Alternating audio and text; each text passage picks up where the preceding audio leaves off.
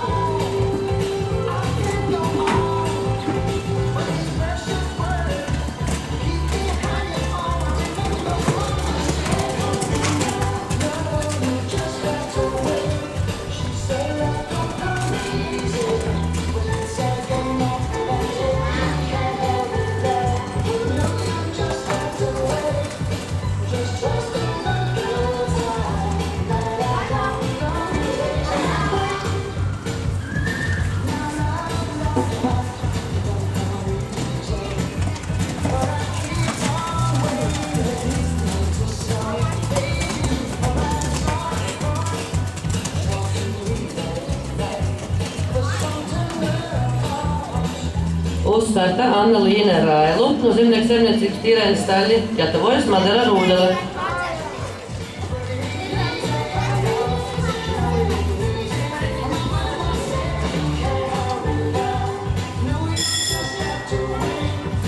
Aleksandra Voitenko maršrutu veica bez soda punktiem 33,68 sekundēs. Pagaidām otrs labākais rezultāts.